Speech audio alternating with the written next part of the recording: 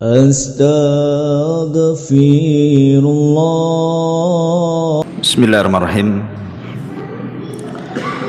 Assalamualaikum warahmatullahi wabarakatuh. Alhamdulillah wassalatu wassalamu ala Rasulillah wa ala alihi wa sahbihi wa mawalah wa la hawla wa la quwata illa billahi wa ba'du. Biasa seperti malam minggu kita mengkaji sirah Nabawi, tapi malam ini kita khusus membahas seputar binatang-binatang yang disebutkan di dalam Al-Quranul Karim.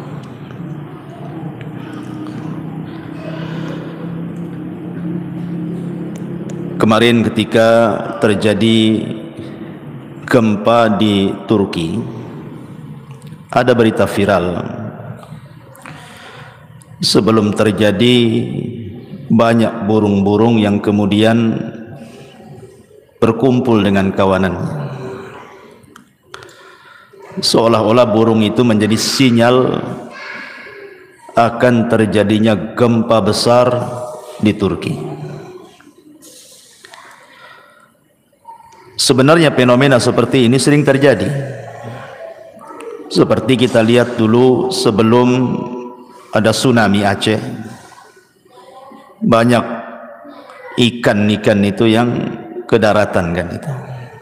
Kebetulan malam ini kita bakar ikan.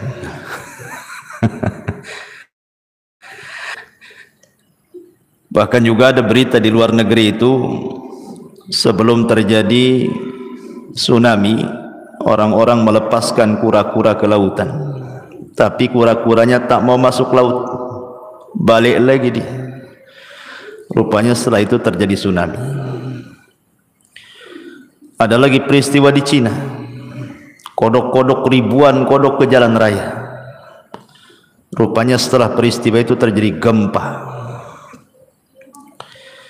sehingga muncul sebuah pertanyaan: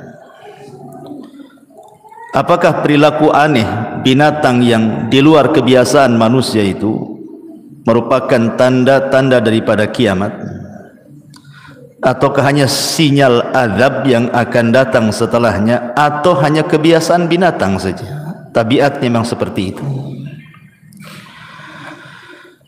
Maka para ulama pun membahas soal ini. Adapun kalau perilaku aneh binatang-binatang sebelum terjadi musibah dikaitkan dengan tanda-tanda kiamat, maka tidak ada satu dalil pun yang mengatakan bahwa perilaku aneh binatang itu satu di antara tanda-tanda kiamat, baik tanda-tanda kiamat kecil ataupun tanda-tanda kiamat besar. Karena dengan diutusnya Nabi saja sudah jadi tanda-tanda kiamat. Artinya kiamat sudah dekat dengan diutusnya Nabi saja itu. Tapi sampai sekarang pun tidak dikiamat-kiamatkan. Pernah ada isu dulu gitu ya, tanggal 15 Ramadan ya, tak jadi kiamatnya. Alhamdulillah ada kesempatan bertobat. Sehingga ulama mengatakan kalau dikait-kaitkan dengan tanda-tanda kiamat, maka tidak ada satupun nas bahwa perilaku aneh binatang itu kemudian setelahnya terjadi gempa, tsunami atau gunung meletus adalah tanda-tanda kiamat. Kalau kita katakan itu perilaku binatang, masalahnya di luar dari kebiasaan mereka,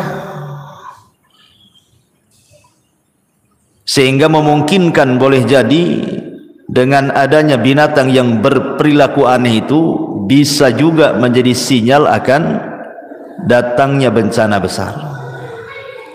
Karena itu yang kita ketahui, jangankan bencana besar.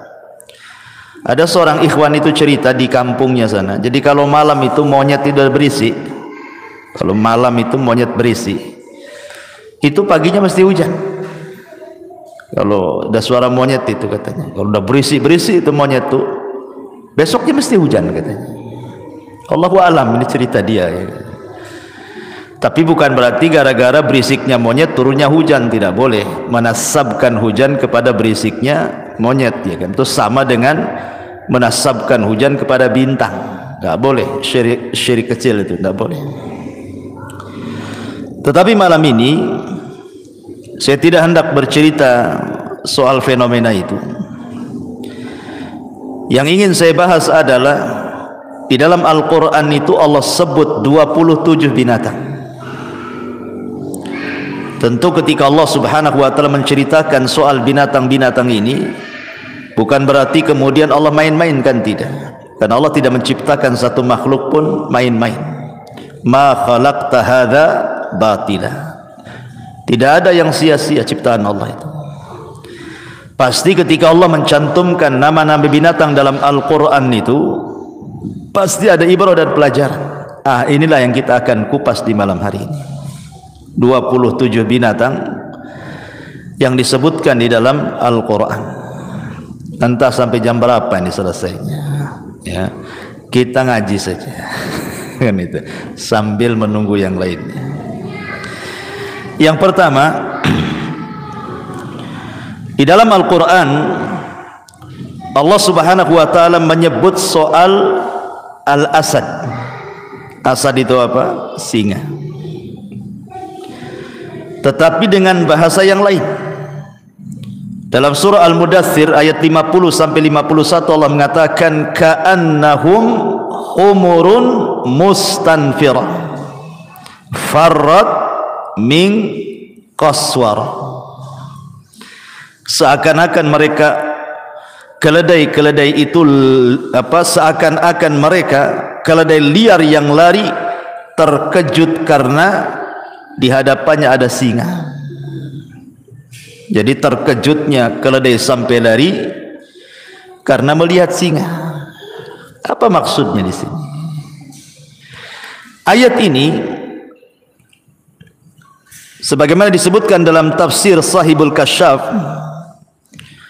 ayat ini menceritakan tentang orang-orang musyrik yang berpaling dari Al-Quran, yang berpaling dari peringatan dan juga nasihat.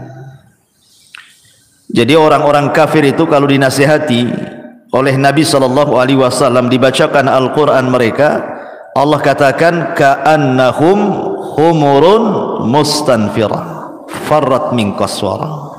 Seakan-akan mereka keledai liar yang lari kencang karena ketakutan di hadapan mereka ada singa besar. Lihat bagaimana Allah Subhanahu wa taala mempermisalkan orang-orang musyrik yang berpaling dari peringatan. Dari sini ada pelajaran bahwa ada di antara kaum muslimin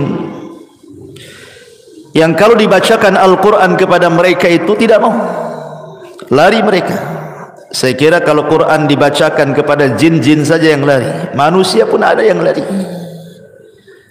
Nah, cobalah antum, ada orang kumpul-kumpul, orang awam gitu ya, baca tuh surah Al-Baqarah di situ, apa enggak bubar orang kan gitu.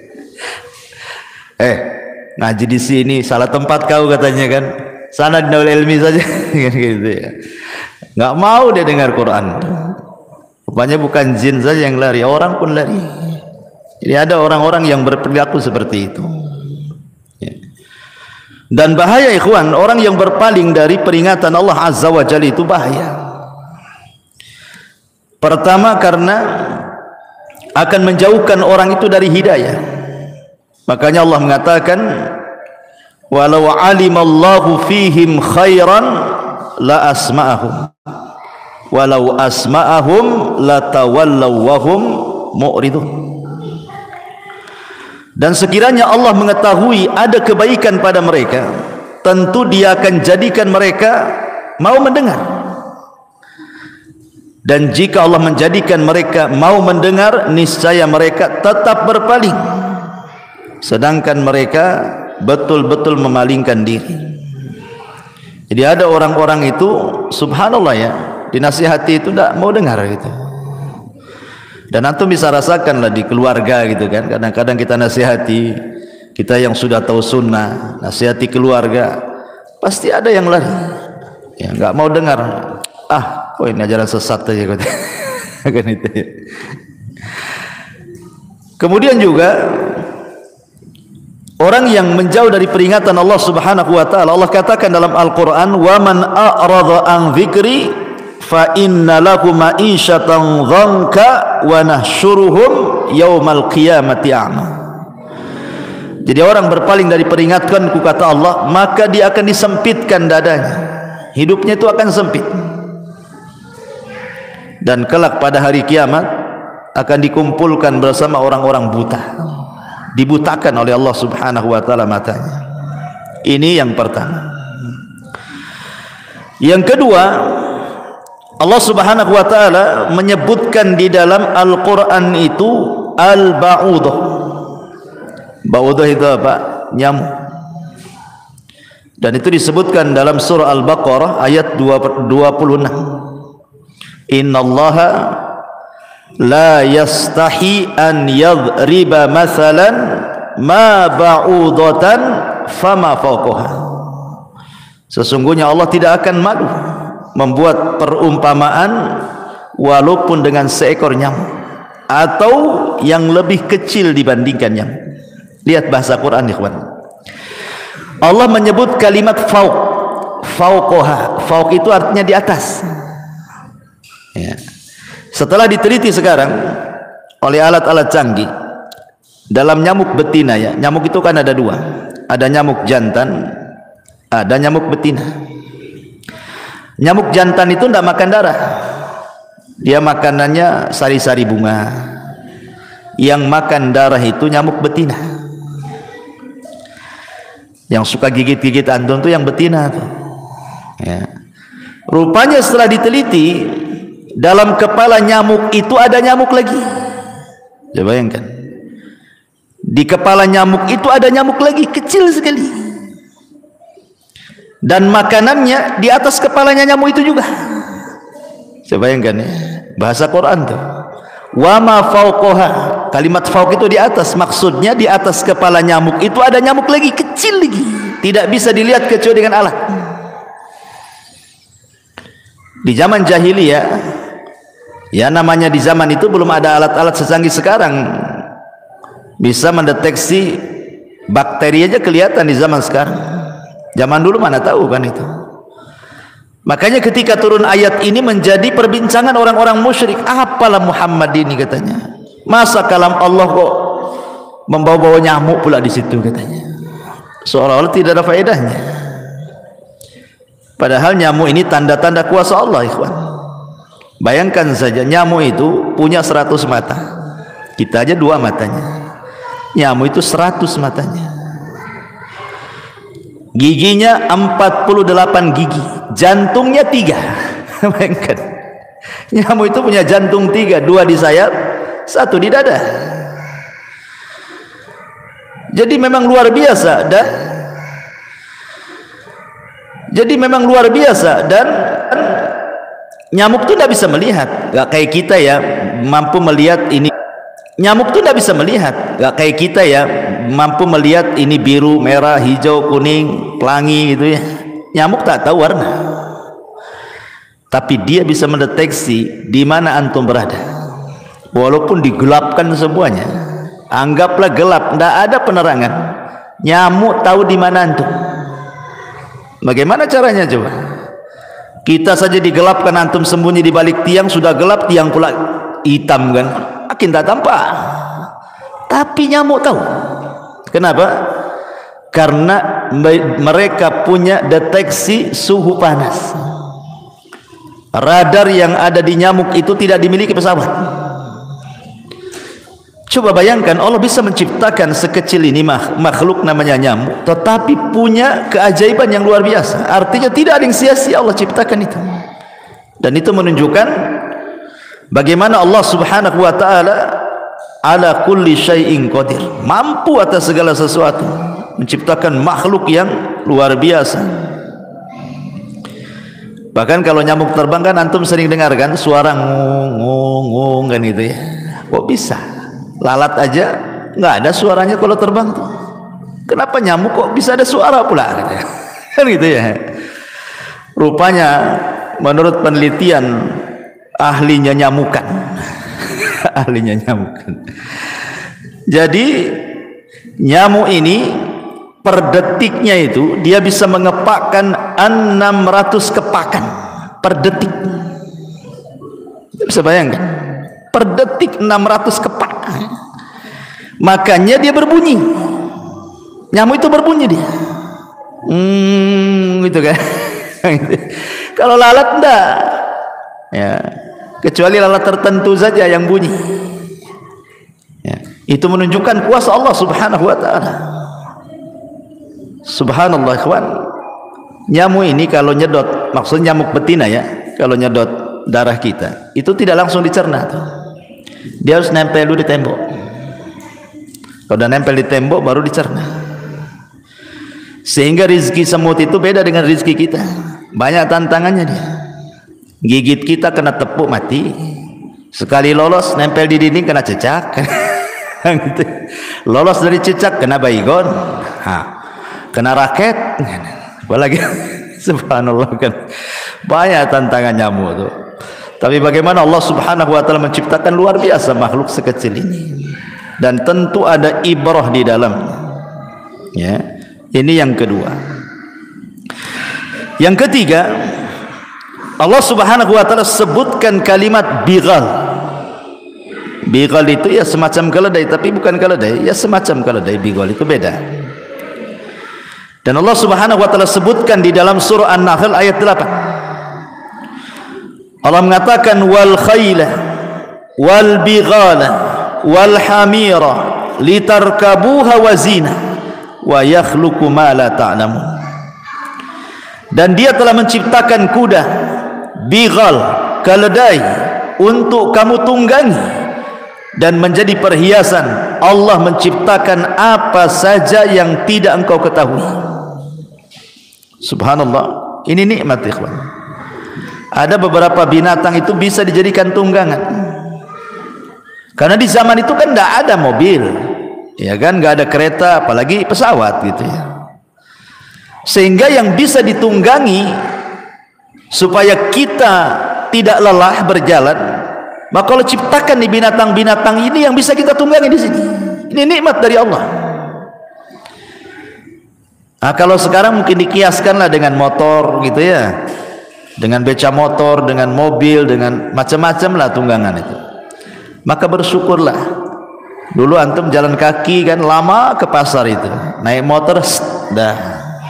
Berapa kilo ikannya? 12 kilo Ustaz. Alhamdulillah. Sebentar aja beli ikan. Nah, bersyukur kan ada tunggangan itu. Ya. Ini yang kedua. Yang ketiga, ini yang ketiga. Yang keempat, al-baqaratu. Sapi betina. Dan itu disebutkan dalam surah Al-Baqarah ayat 67 ketika menceritakan tentang pembunuhan di zaman Bani Israel. Kemudian mereka datang kepada Nabi Musa untuk disingkapkan siapa pembunuhnya. Maka Musa berdoa kepada Allah dan Allah perintahkan, innallaha ya'murukum an tadhbahu baqarah. Allah perintahkan kalian untuk menyembelih sapi betina. Dan setelah disembelih, dipukulkan kepada orang mati, hidup lagi dia. Kemudian Musa mengatakan, siapa pembunuhmu? Si Anu katanya, mati lagi. Jadi hanya ngasih tahu siapa pembunuhnya, kemudian mati lagi. Mati sesaat. Faedahnya di sini, pertanyaannya, kenapa Nabi Musa memerintahkan menyembelih sapi? Kenapa enggak kambing saja atau unta yang lebih besar? Kenapa mesti sapi betina kan itu? Sehingga surah Al-Baqarah disebutkan surah Al-Baqarah itu karena ada kisah Al-Baqarah di dalam surah Al-Baqarah itu. Para ulama mengatakan Nabi Musa itu hendak memadamkan sisa-sisa kesyirikan orang-orang Bani Israel. Jadi Bani Israel itu kan ketika sebelum Nabi Musa diutus, mereka di Mesir itu nyembah sapi. Jadi patung-patung sapi itu mereka sembah di Mesir itu. Jadi sapi itu dituhankan. Ketika Nabi Musa datang, kemudian Musa membawa tauhid. Tetapi setelah diseberangkan Bani Israel dari Mesir ke Palestina, menuju Palestina, rupanya kecintaan kepada Tuhan yang lama masih ada. Mereka masih terngiang-ngiang dengan Tuhan mereka, sapi-sapi itu. Makanya Musa meminta kepada Bani Israel untuk menyembelih sapi. Menunjukkan apa? Supaya simbol ketuhanannya dihilangkan. Ya, lihat Tuhan kalian saya sembelih, seolah begitu. Ya, makanya yang disuruh sapi yang disembelih itu, bukan yang lain. Saya kira di zaman Bani Israel aja orang nyembah sapi itu. Di zaman sekarang ada juga orang nyembah sapi. Ya, mungkin di Indonesia nggak ada, yang ada kerbau ya, kerbau bule. Yang ada di Jawa Tengah itu di mana? Itu kalau bulan Syuro dikeluarkan tuh, diambil berkahnya. Apa namanya, siapa ya? Pak Selamat kalau nggak salah ya. Kerbaunya itu masih ada juga kerbau ya kan? Tapi yang betul-betul sapi ada di India sana. Coba klik aja tuh di YouTube itu kan, gimana sapi itu dimuliakan di orang India tuh. Masuk ke pasar nggak boleh diganggu. Kalau antum jual sayur dimakan sama sapi itu, oh itu Tuhan makan sayur tuh, jangan diganggu gitu kan. Susah orang itu kan. Ya. Jadi orang-orang musyrik ini terkadang agamanya nggak masuk di akal. Inilah yang keempat. Yang kelima, Allah Subhanahu wa taala sebutkan kalimat thu'ban. Thu'ban itu artinya ular. Di dalam surah Al-A'raf ayat 106, 107 Allah katakan, qala in kunta ji'ta bi ayatin fa'ti biha in kunta minas sadiqin. Fa alqa asahu fa idza hiya thu'banun mubin. Maka dia Musa kemudian melempar tongkatnya, tiba-tiba tongkat itu menjadi ular. Allah Subhanahu wa taala sebutkan binatang ular. Ingat, ular ini binatang yang dianjurkan untuk dibunuh, jangan dipelihara. Ular ini dibunuh karena memang membahayakan. Ingat kisah penali ular itu, mati dipatuk ularnya yang digunakan untuk nari. Coba bayangkan kan, ular yang selama ini untuk nyari uang dia gitu ya, rupanya ular itu pula yang matuk dia mati. Ya. Berapa banyak pauk-pauk ular itu mati gara-gara dipatuk ular kan? Ya memang ular itu bukan untuk dipelihara, bahaya ular itu berbisa.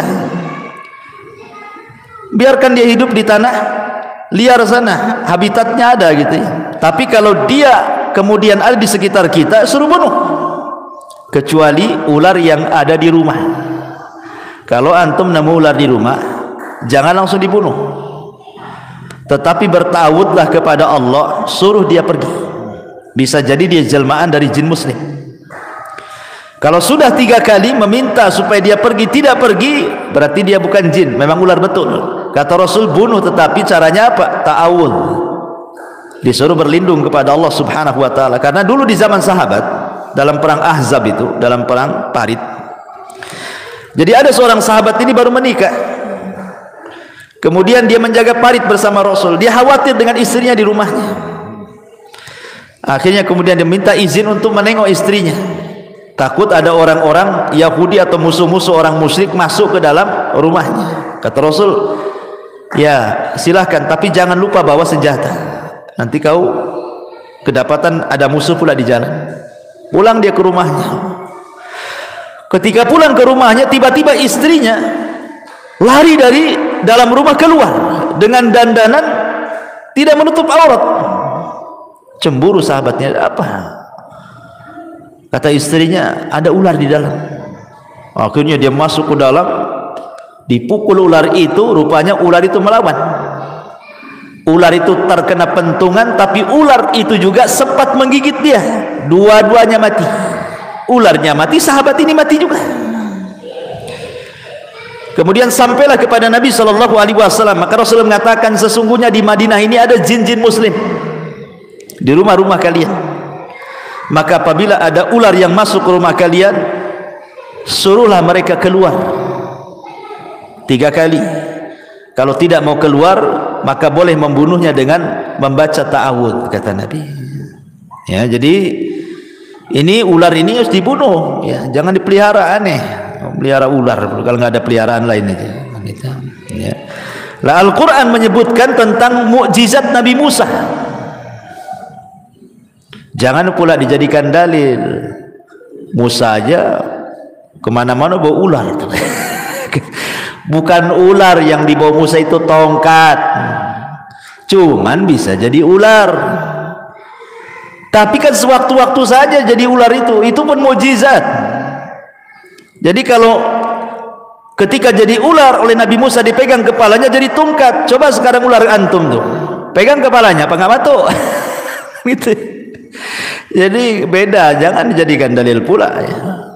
Jadi ini yang kelima. Yang keenam, al-jarad, belalang.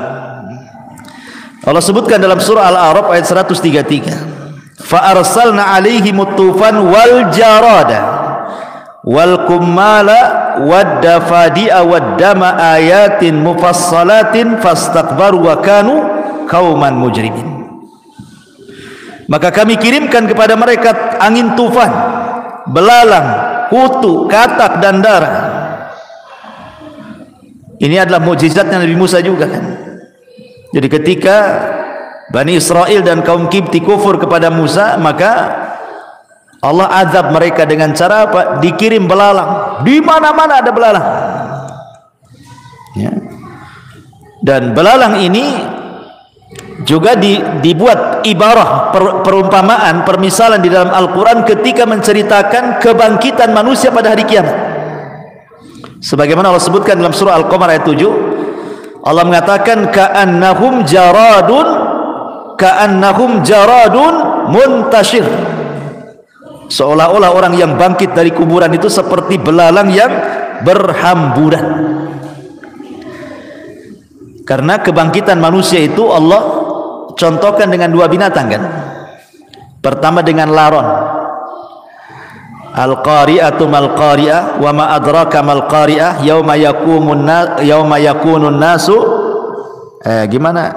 Al-qari'atu mal-qari'ah wa ma adraka mal-qari'ah yauma yakunun nasu kal farash. Di sini ada kalimat farash.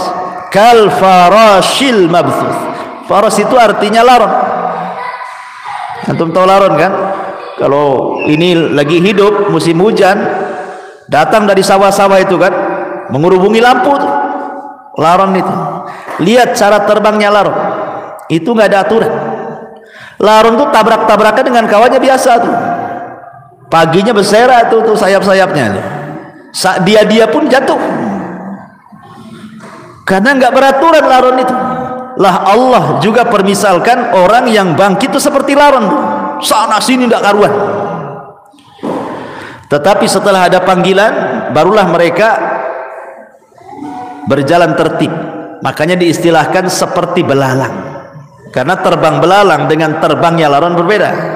Kalau laron itu kan berhamburan gak jelas gitu ya. Tapi kalau belalang itu dengan koloninya, dia terbang bisa rame-rame ke satu titik jelas. Jadi ketika awal kebangkitan seperti laron, lari sana lari sini, setelah ada teriakan untuk berkumpul di satu titik, baru mereka rame-rame ke titik tersebut. Jadi ketika bangkit seperti laron, ketika mendekati teriakan seperti belalang. Nah, gitu maksudnya. Ini juga disebutkan dalam Al-Quran kalimat al-jarad, belalang. Kemudian nomor 7 al-jamal. Jamal itu apa artinya? Unta. Dan Allah Subhanahu wa ta'ala menyebut kalimat unta ini macam-macam balafadnya. Terkadang al-jamal, seperti Allah mengatakan di dalam surah Al-A'raf ayat 40 kan, hatta yalijal jamalu fi samil khiyat, sampai ada cerita unta masuk ke liang jarum. Kemudian Allah membahasakan dengan al-ibil.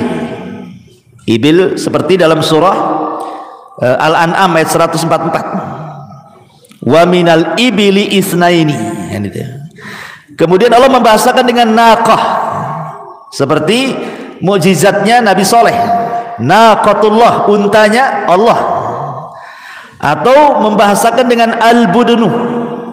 Al-budun, seperti Allah mengatakan kalimat al-budun dalam Al-Quran, wal budna ja'alnaha lakum min sya'airillah.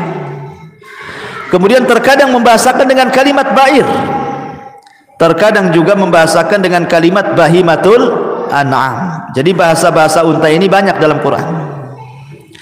Kenapa Allah Subhanahu wa taala menyebutkan unta dalam Quran juga? Sampai Allah mengatakan, afala yamduruna ilal ibili kaifa khuliqat. Tidakkah kau lihat unta diciptakan? Karena unta ini binatang aneh. Satu, kencingnya obat. Antum kalau sakit minum kencing unta, karena kencing unta itu obat. Ya, kencing manusia, walaupun manusia lebih mulia daripada unta, tetap penyakitnya. Coba aja kalau nggak mati minum kencing orang gitu. Apalagi kencing yang makannya gak karuan, makin lagi kan stroke, ya kan. Jadi kencing unta ini obat. Yang kedua, unta ini subhanallah ya, binatang yang paling sabar ya kawan. Antum kalau naikkan benda di kuda, kalau kuda keberatan itu pasti kuda nggak akan tenang, dia akan nyepak sana nyepak sini. Kalau dikasih beban berat, dia nggak terima kuda itu, maunya dijatuhkannya di atas punggungnya. Tapi unta enggak. Antum kasih beban berat pun sampai dia nggak tahan, dia akan diam saja. Paling deprek gitu saja dia, duduk dia kalau nggak tahan, nggak sanggup ngangkat, tapi dia nggak akan goyang. Coba antum binatang lain taruh barang, kalau keberatan bang ngamuk dia. Itulah kesabaran unta. Ya.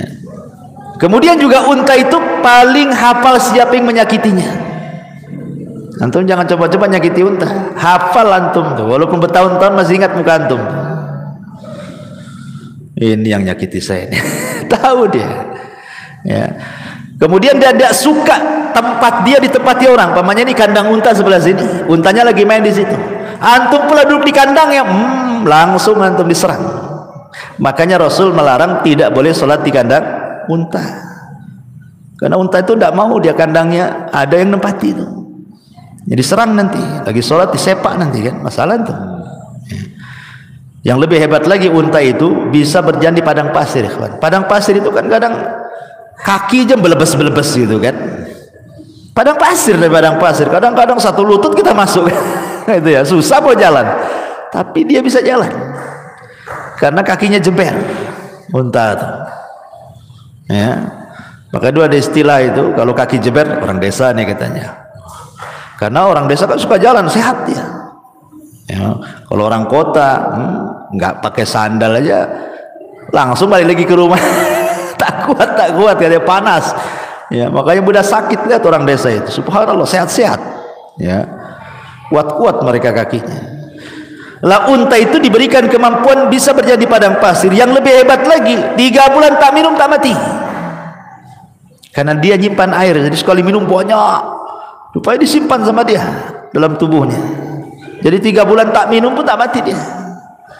Makanya kalau orang kemudian punya unta lari ke padang pasir, dicari dianya mati, untanya masih hidup. Dianya udah kehausan di tengah padang pasir, 3 hari tak minum agak mati. Unta lo panas-panas di padang pasir biasa aja dia. Itulah keajaiban unta. Makanya Allah sebut dalam Quran ya. Kemudian juga yang nomor berapa? Nomor 9. Nomor 8 ya. Yang nomor 8 al-hut. Al-hut. Hut itu ikan paus, ikan besar. Ketika Allah Subhanahu wa taala bercerita tentang kisah Nabi Yunus, di mana Allah mengatakan apa? Faltaqamahul hutu dalam surah As-Saffat ayat 142, maka Yunus dimakan ikan. Ya, dimakan ikan. Dan Allah menyebutkan dalam surah Al-Qalam ayat 48, apa kata Allah? Fasbir li hukmi rabbika wa la takun ka sahibil huti idnada wa huwa maqdhuf. Maka bersabarlah wahai Muhammad, jangan seperti Nabi Yunus, sahibul hut, pemilik ikan, maksudnya Nabi Yunus. Kenapa demikian? Karena ketika dia berdoa iznada, ketika dia berdoa wahwa maqdhum, ya, dalam kondisi marah. Artinya Rasul itu seolah dikatakan, wahai Muhammad, bersabarlah, bersabar kalau memang ada ujian dari kaummu, kau disakiti, kau dihina, engkau diintimidasi atau apa namanya, sabar. Jangan seperti Yunus. Yunus nggak sabar dia dengan kaumnya, malah mendoakan doa kehancuran kan. Akhirnya dia meninggalkan kaumnya sebelum diizinkan Allah. Seolah-olah menegur Rasulullah, jangan kau seperti Yunus gitu. Makanya kata Allah, kalau seandainya Yunus bukan termasuk ahli tasbih, tentu dia tidak akan diselamatkan dari perut ikan itu. Karena Yunus bertasbih, gimana tasbihnya? La ilaha illa anta subhanaka inni kuntu minadh dhalimin. Kemudian yang nomor 9, al-himar, keledai. Dan itu Allah sebutkan dalam surah Al-Jumu'ah ayat 5. Mathalul ladzina hummilut taurata thumma lam yahmiluha kamathalil himar yahmilu asfara. Perumpamaan orang-orang yang diberi tugas membawa Taurat kemudian mereka tidak membawanya adalah seperti keledai yang membawa kitab-kitab tebal, tapi keledai itu tidak paham yang dibawanya. Kenapa demikian? Orang-orang Yahudi dalam Al-Quran diperumpamakan seperti keledai, orang-orang Yahudi itu, di mana Allah sudah tetapkan dalam Taurat itu tentang kenabian Rasulullah kan. Jadi Taurat itu sudah mengisyaratkan akan muncul seorang nabi. Ketika betul-betul nabi datang, tidak beriman pula, malah diingkari. Lalu apa gunanya kitab yang kau baca itu? Makanya Allah mengatakan mereka seperti keledai yang membawa kitab. Keledai tidak paham isi kitab itu. Itu maksudnya. Kalian hari-hari baca Taurat, nunggu-nunggu nabi kapan munculnya. Sudah muncul diingkari pula. Kalian seperti keledai, bawa kitab tidak paham. Gitu maksudnya ya. Jadi ini juga Allah Subhanahu wa taala menyebutkan keledai dalam Al-Qur'an dalam surah Al-Jumu'ah ayat 5. Kemudian nomor 10, al-khayl, kuda. Dan itu Allah sebutkan dalam surah Al-Imran ayat 14. Ya, zuyyina linnasi hubbus syahwati minan nisa wal banil wal qanatiril muqantarati minadz zahabi wal fiddah wal khayl. Di sini ada kalimat wal khayl. Khayl itu artinya kuda. Dan juga ketika cerita tentang Nabi Sulaiman dalam surah An-Naml, kalau tidak salah kan, Nabi Sulaiman itu melihat kuda terlalaikan sampai terbenam matahari, lupa sholat. Akhirnya besoknya dia marah sama kuda, disembelih semua kudanya. Kemudian Allah ganti dengan angin, karena dia meninggalkan sesuatu karena Allah, Allah ganti dengan yang lebih baik lagi ya. Dan kuda dalam Islam itu sangat berperan zaman dulu. Sebelum ada pesawat, ada tank, ada senjata-senjata, pokoknya pasukan kuda itu pasukan elit ya. Kalau dalam militer itu apa? Ada namanya infanteri ya, itu angkatan darat, angkatan laut gitu ya, yang jalan kaki itu infanteri namanya. Kalau yang pakai senjata pesawat apa namanya? Artileri istilahnya kan gitu ya. Nah, itu juga sama gitu. Kalau sekarang kan angkatan udara, kalau dulu angkatan kuda, bukan angkatan udara, angkatan kuda. Ada yang naik kuda itu angkatan kuda, itu ya udah elit pasukan tuh zaman dulu dibandingkan yang jalan kaki. Karena dalam ubun-ubun kuda itu terdapat berkah, kata Nabi. Makanya Allah jadikan sumpah dalam Al-Quran, wal adiyati dhabha, demi kuda-kuda perang. Kemudian juga Rasul sampai mengatakan kuda itu ada 3 macam. Ada kuda lirrahman, untuk Allah. Ada kuda lisyaitan, untuk setan. Ada kuda lil insan, untuk manusia. Kuda untuk Allah apabila digunakan untuk perang, berjihad, berarti kuda itu untuk Allah ya. Yang kedua, kuda untuk disembelih dimakan, itu untuk kamu, untuk manusia ya. Adapun kuda untuk judi, kan ada tuh balapan kuda tuh, itu untuk setan tuh gitu ya. Balapan kuda untuk judi, itu untuk setan tuh. Kuda itu ada 3, yang untuk Allah jihad kan itu ya. untuk umpamanya kita ke pasar naik kuda gitu ya, belanja untuk manusia. Kalau untuk judi untuk setan lah. Itulah kuda bagi tiga. Ya. Kemudian yang nomor 11 dzubab. Dzubab itu apa? Lalat ya. Dan itu Allah sebutkan dalam surah Al-Hajj 73. Ya ayyuhan nasu dzuriba mathalun fastami'u lah. Innal ladzina tad'una min dunillahi lan yakhluqu dzubaban. Hei manusia, telah dibuat perumpamaan kepada kalian, maka dengarkanlah oleh kalian, sesungguhnya segala yang kamu seru selain daripada Allah, sekali-kali mereka tidak akan sanggup menciptakan walaupun seekor lalat. Walaupun satu dunia sesembahan dikumpulkan, coba ciptakan lalat, gak akan bisa ya. Masyaallah muslimin yang dimuliakan Allah Azza wa Jalla, dan lalat itu adalah binatang yang paling rakus. Adapun laba-laba itu binatang yang paling qanaah gitu ya. Jadi yang paling rakus binatang itu lalat, yang paling qanaah itu laba-laba. Yang ngomong siapa? Yang ngomong itu Plato. Siapa Plato? Ya, tokoh Yunani lah. Itu si Plato ngomong gitu. Pernah dengar antum nama Plato? Nah, Plato orang Yunani itu, filsafat Yunan. Kata Plato, binatang yang paling rakus lalat. Lalat nih kawan, dia walaupun sudah makan datang lagi, ganggu antum makan. Ditepak datang lagi. Makanya antum kadang-kadang beli lem lalat kan, biar kena kau katanya kan ya. Tapi laba-laba enggak. Laba-laba itu paling qanaah. Dia nunggu aja di sarangnya. Mana yang nempel di situ, baru itulah makanan dia. Dia nggak nyari laba-laba itu, dia nunggu aja di sarangnya. Itulah qanaah, dia ridho dengan pemberian tuh. Makanya bilang sama istri antum, jadi laba-laba jangan jadi lalat gitu. Gitu maksudnya ya. Ridho dengan pemberian Allah gitu maksudnya. Jadi lalat ini dijadikan permisalan dalam Al-Qur'an ya.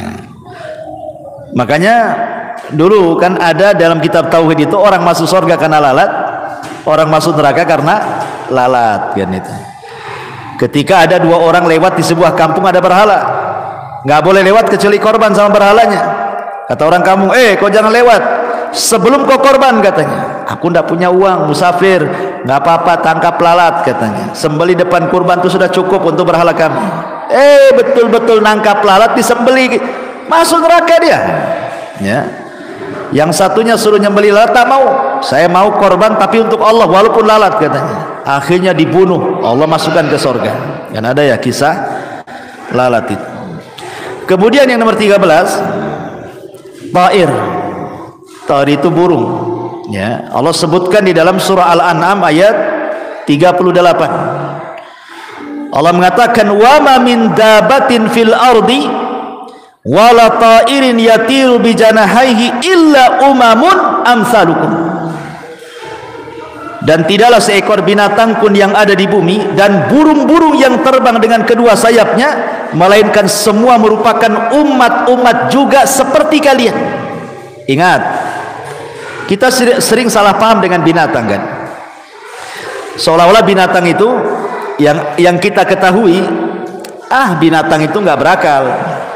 Ya, binatang itu paling kerjanya makan, minum, tidur, syahwat, mati. Nah, ya. Makanya kalau orang kerjanya minum saja, makan saja, tidur saja, nggak mau kerja, ya, ente ini kayak binatang kan. Biasa kan orang gitu ya. Karena memang binatang kan itu yang kita ketahui kan. Ya, kerjanya makan, minum, tidur, syahwat, mati. Dan itu ya. Itu yang kita ketahui soal binatang. Karena binatang itu tidak berakal. Kata siapa binatang tidak berakal? Binatang itu berakal. Bukti bahwa binatang berakal, lihat kisah Nabi Sulaiman berdialog dengan hudhud. Kalau hudhud itu binatang tidak berakal, macam mana berdialog dengan yang tidak berakal? Berakal hudhud. Dari mana kau hudhud? Kata hudhud, aku dari Yaman, katanya kan. Baru saja aku lihat istana, kata. Itu ratu di situ yang jaga. Tapi sayang, nyembah matahari bulan, katanya. Lah kok bisa berdialog Sulaiman dengan hudhud? Kalau berakal. Kalau tidak berakal kan enggak seperti antum nengok ayam. Antum ajak ngomong, tiba-tiba ngeleo saja ayam. Itu karena yang kita lihat kayak gitu kan. Ya. Binatang itu punya akal juga, cuman akalnya tidak seperti akal manusia. Buktinya Sulaiman bisa berdialog dengan hudhud, dan buktinya semut ketika Sulaiman datang mau lewat dengan pasukannya, apa kata Raja Semut? Ya ayyuhan namlu dkhulu masakinakum la yahtimannakum Sulaiman wa junuduhu wa hum la yash'urun. Hei semut, masuk cepat ke lubang kalian. Nanti Sulaiman mau datang diinjak kalian. Sementara dia tak tahu. Ya kan? Kalau nggak berakal bisa, kenapa dia bisa mengkhitab sesama semutnya?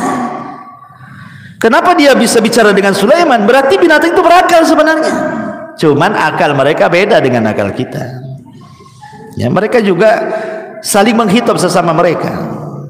Makanya di sini Allah mengatakan, tidaklah seekor binatang pun dan di bumi, dan tidak pula burung-burung yang terbang dengan kedua sayapnya, melainkan semuanya merupakan umat juga seperti kalian. Umat seperti kalian. Dan burung itu adalah makanan terlezat di zaman Bani Israel yang disebut dengan salwa. Ada manna, ada salwa. Salwa itu sejenis burung, itu makanan lezat dari langit, ya. Kemudian yang nomor 14, adh-dha'nu. Dha'nu itu kambing wol, ya. Ada maiz kambing kacang, ada adh-dha'nu kambing wol. Kalau bahasa kita ada kambing kacang, ada domba. Nah, itu ya. Kalau domba dalam bahasa Arabnya adh-dha'nu. Kalau kambing kacang dalam bahasa Arabnya disebut maiz. Nah, itu ya. Bahasa Arab juga beda ya.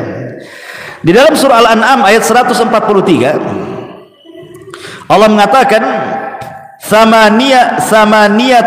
samaniyata azwajin minadh-dha'ni itsnaini wa minal ma'zi itsnaini kul adzaqaraini harrama amil unthayaini mashtamalat alaihi arhamul unthayaini nabbi'uni bi ilmin in kuntum shadiqin. Allah mengatakan dalam Al-Quran, ada 8 hewan ternak yang berpasangan, 4 pasangan, sepasang domba dan sepasang kambing lainnya. Katakanlah, apakah yang diharamkan Allah 2 yang jantan atau 2 yang betina, atau yang ada dalam kandungan kedua betina tersebut? Terangkanlah kepadaku berdasarkan pengetahuan kalian, jika kalian orang-orang yang benar. Karena gini ya, tradisi orang-orang jahiliyah itu ada yang mengkeramatkan unta, ada yang mengkeramatkan kambing. Ya. Ada, mereka itu orang-orang jahiliyah suka begitu tuh. Ada binatang-binatang itu dikeramatkan. Seolah-olah kalau dikeramatkan nggak boleh disembelih, nggak boleh dimakan. Makanya Allah mengatakan, apakah akan mengharamkan yang Allah halalkan? Rupanya tradisi orang-orang jahiliyah ada juga di zaman sekarang yang masih mengeramatkan binatang. Ya contohnya tadi kerbau dikeramatkan kan, masih ada tuh. Kayak orang jahiliyah juga jadinya kan. Ya. Kemudian juga yang nomor 15, ad-difda. Difda itu apa? Kodok. Ya, anaknya disebut cebong, bapaknya kodok, anaknya cebong. Ya. Jadi Allah Subhanahu wa taala katakan dalam surah Al-A'raf ayat 133, fa arsalna alaihimut tufan wal jarada wal kumal wad difda wad dafadi. Bahasa Arab jamaknya adalah dhafadi', mufradnya difda, satu kodok, difda banyak kodok, ad-dhafadi'. Dan Rasul melarang tidak boleh membunuh kodok, kan gitu ya. Jadi ada 3 hewan itu tidak boleh dibunuh. 4 hewan tidak boleh dibunuh ya. Salah satunya adalah kodok, tidak boleh dibunuh. Ya. Kenapa tidak boleh dibunuh? Ya karena Rasul yang mengatakan tak boleh dibunuh. Hikmahnya apa? Ada yang mengatakan karena kodok itu makan hama tanaman. Kalau kodok itu antum kejar, antum buru, antum sate, hama banyak nanti. Ya. Tapi kalau banyak kodok banyak ular, Ustaz. Bunuh ularnya, kodoknya jangan. Kan gitu kan, suruh bunuh ularnya. Ya. Baik, ini juga yang nomor 15 kodok. Yang nomor 16 al-ijlu, anak sapi. Seperti kisahnya Samiri ketika membuat patung anak sapi, ya kan? Kemudian yang nomor 17 al-ankabut. Apa al-ankabut? Laba-laba. Allah mengatakan dalam Al-Quran surah Al-Ankabut 41, Mathalul ladzina ittakhadhu min dunillahi awliya kamathalil ankabut ittakhadat baitan wa inna awhanal buyut la baitul ankabut law kanu ya'lamun. Permisalan orang-orang yang mereka menyembah selain Allah seperti permisalan laba-laba yang membuat rumah, padahal selemah-lemahnya rumah itu adalah rumah laba-laba. Kenapa Allah katakan selemah-lemah rumah itu adalah sarang laba-laba? Dan pantas nggak sarang laba-laba itu disebut rumah? Sekarang saya tanya antum, gunanya rumah itu apa sih? Gunanya rumah itu apa? Satu, supaya antum tidak kehujanan. Pertanyaannya, rumahnya laba-laba kehujanan nggak? Kehujanan. Mana ada laba-laba buat rumah atap? Nggak ada. Nggak ada spandeknya sarang laba-laba tuh. Yang kedua, kenapa gunanya untuk rumah itu? Supaya tidak kena panas. Sarang laba-laba mana? Tetap aja tidak kena panas. Hujan kehujanan, panas kepanasan. Pantas gak disebut rumah? Kan gitu ya. Bukan masalah ininya yang kita bahas. Kalau antum lihat laba-laba, pasti dalam satu sarang tidak ada dua laba-laba. Cek semua sarang laba-laba. Tidak ada satu sarang laba-laba kecuali ada satu laba-laba. Tidak mungkin dua. Walaupun ada dua, pasti satu hidup satu mati. Kenapa? Dan kehebatan laba-laba itu, ikhwan, dia baru brojol saja udah bisa buat rumah dia. Itu laba-laba tuh. Baru brojol tuh bayinya tuh udah bisa dia buat rumah. Kan hebat tuh kalau antum punya bayi brojol langsung jadi tukang, kan hebat. Ya, laba-laba brojol aja bisa buat rumah sendiri dia. Itulah kehebatan makhluk Allah tuh. Laba-laba ini dia kalau kawin nih, awalnya jantan betina sama-sama dia buat sarang. Kemudian setelah jadi kawin, habis kawin si jantan dibunuh sama si betina. Kemudian si betina hamil. Kemudian si betina melahirkan anaknya. Kemudian anaknya sudah besar, dibunuh ibunya. Kemudian dia kawin lagi, maka jantannya dibunuh lagi, beranak lagi, anaknya bunuh lagi ibunya. Begitulah laba-laba. Kalau nggak dibunuh, membunuh. Itulah keluarga pembunuh itu laba-laba. Bunuh-membunuh aja laba-laba. Makanya di sarang laba-laba itu tidak ada kecuali satu laba-laba. Nggak ada antum menemukan satu sarang dua laba-laba, nggak ada. Nggak ada. Kecuali Spiderman lah, lain lagi. Ya. Tapi kalau laba-laba ya satu laba-laba saja, dan itu kuasa Allah. Lah ketika satu rumah itu saling membunuh, menunjukkan apa? Lemahnya keluarga laba-laba. Nggak ada ketenangan laba-laba itu. Lah begitulah Allah contohkan orang-orang musyrik itu, bahwa orang yang meminta kepada patung dan patungnya yang diminta, dua-duanya lemah. Dia lemah, patungnya pula lemah. Makanya seperti sarang laba-laba. Nah, ini yang ke-17. Yang ke-18 al-farash.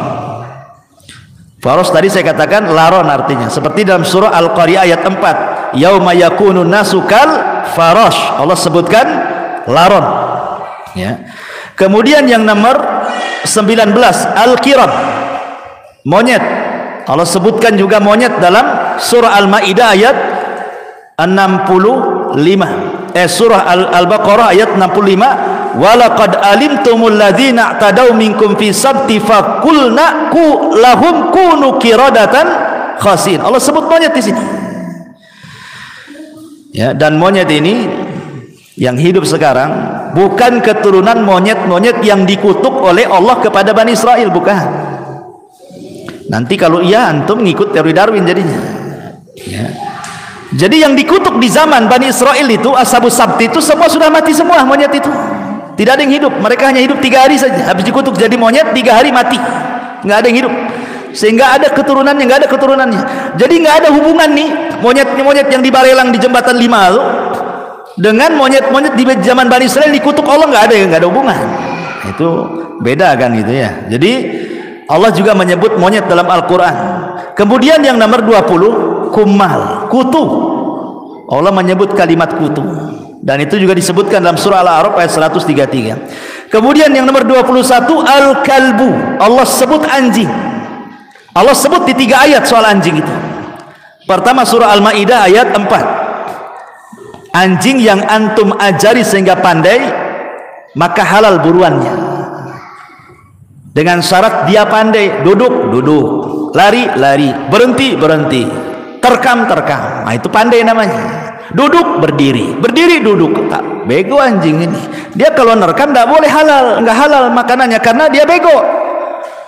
Tapi kalau dia cerdas, duduk, berdiri, terjang, tangkap. Berarti kalau dia berburu pakai basmalah, halal tuh buruannya. Paham ya? Syarat halalnya harus cerdas tuh kambing. Tapi kalau bego, lari, duduk lari, ini gimana nih anjing nih? Itu tidak halal buruannya karena belum cerdas. Ya. Kemudian yang kedua disebutkan dalam surah Al-A'raf ayat 176 ketika bicara soal Bal'am ibn Ba'urah, seorang ahli ibadah di zaman Bani Israel yang meninggalkan syariat Taurat kemudian berpindah menjadi orang kafir. Allah membahasakan, famathaluhu kamathalil kalbi in tahmil alaihi yalhath au tatrukhu yalhath. Lihat anjing itu ketika lidahnya menjulur, kau halo tetap menjulur, kau tinggalkan pun tetap menjulur gitu ya. Kemudian Allah mengatakan, walau syi'na la rafa'nahu biha walakinnahu akhlada ilal ar wattaba'a hawa. Kenapa? Karena dia cenderung kepada dunia. Jadi dahulu ada namanya Bal'am ibn Ba'urah. Bal'am ibn Ba'urah ini adalah ulamanya Bani Israel. Ketika Nabi Musa ini membawa Bani Israel sampai ke Bukit Husban. Husban ini kan terbentang tuh, Bukit Husban tuh.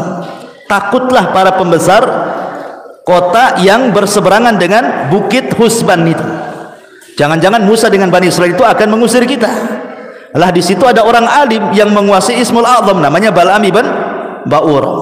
Bal'am, kok kan doanya mustajab, doakanlah Musa tuh katanya. Enak saja, masa Nabi saya doakan jelek? Tidak bisa. Akhirnya ditawari dunia, mau pula dia. Ketika betul-betul mau berdoa kejelekan kepada Musa, keseleo-seleo, kepleset-pleset lidahnya itu, tidak bisa. Akhirnya dia mengatakan khosirat dunya wal akhirat. Dunia sudah rugi, akhirat pula rugi katanya. Akhirnya terjerumus ke kekufuran kepada sekali gitu. Enggak ada lagi Bal'am kembali kepada Taurat. Lah Allah mengatakan di sini permisalan Bal'am itu seperti anjing. Nah, di sini disebut kata anjing.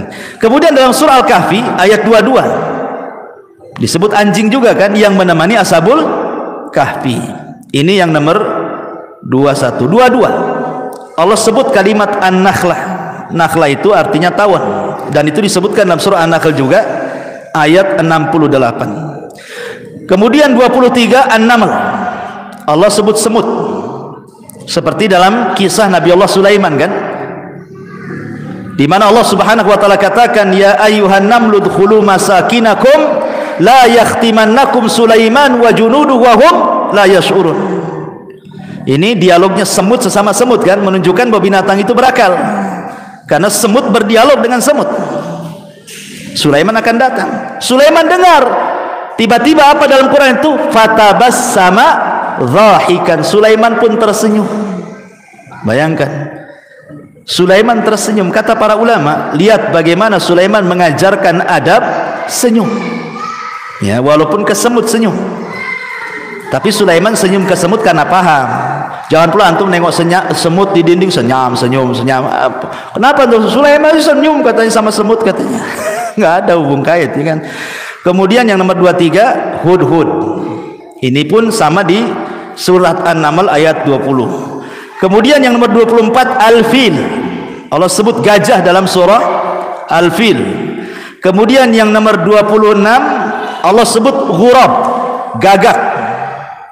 Dalam kisahnya Habil dan Kabil, surah Al-Maidah 31. Ketika Habil dibunuh oleh Qabil, bingung, jasadnya berhari-hari mau diapain tuh.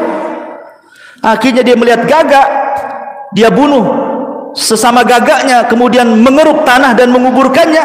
Maka kemudian Qabil pun mengatakan, ya wailata, a'ajaztu an akuna misla hadzal ghurab, katanya. Fa uwariya sawata akhi fa asbaha minan nadimin. Oh celaka aku, mengapa aku tidak mampu berbuat seperti gagak itu, katanya, sehingga aku dapat menguburkan mayat saudaraku, katanya. Terkadang binatang itu bisa dijadikan pelajaran, kan itu. Ini yang nomor 24, ya. 26. Kemudian yang nomor 27, Allah sebut al-khinzir. Khinzir itu apa? Babi, ya. Dan itu rata-rata Allah ketika menyebut kalimat babi itu di dua tempat. Pertama mengharamkan, dan yang kedua mengutuk manusia jadi babi. Adapun yang mengharamkan babi bisa dilihat dalam surah Al-Maidah ayat 60. Adapun orang yang dikutuk jadi babi, itu di surah Al-Maidah ayat 60-nya. Ya, jadi ada orang-orang yang dikutuk menjadi babi. Siapa orang-orang yang dikutuk menjadi babi?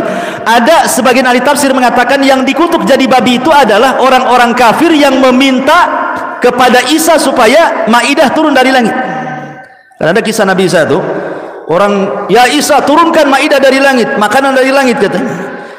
Inilah yang dikutuk jadi babi, satu riwayat. Tapi ada yang mengatakan yang dikutuk jadi babi itu adalah ashabus sabti. Sebagian mereka dikutuk jadi kera, sebagian mereka dikutuk jadi babi, ya kan? Jadi ada orang-orang yang dikutuk jadi babi. Kemudian di sini ada tambahan, ada namanya, secara umum tidak disebut, tetapi Al-Quran menyebutnya dengan as-sabu. Sabu itu binatang seperti buaya, macan, harimau, itu disebut sabu. Ya, sabu itu binatang yang muftarish, ya. Bukan binatang-binatang jinak, dia liar. Itu disebut sabu. Quran juga menyebutkan kalimat sabu, dan ada juga Quran menyebutnya dengan dabatul ardi, rayap. Rayap. Ketika Sulaiman sedang di singgasananya digerogoti oleh rayap, kan? Akhirnya kemudian tumbang Sulaiman karena tongkatnya itu digerogoti rayap. Kan Sulaiman lagi duduk nih sambil pegang tongkat, rayap itu menggerogoti tongkatnya. Ketika tongkatnya sudah habis sama rayap, teguling juga Sulaiman. Maka kata jin, coba tahu Sulaiman udah mati dah lama, ngapain pula saya kerja, katanya. Menunjukkan jin tidak tahu yang gaib, kan? Apalagi dukunnya makin nggak tahu yang gaib. Kan referensinya dukun kan jinnya nggak tahu yang gaib, dukunnya pula sok tahu yang gaib, kan? Maka mereka para pendusta. Inilah berarti semuanya 29, ya. 29 binatang di dalam Al-Qur'anul Karim. Tapi saya kira cukup karena pas jam 9 juga. Ya, untuk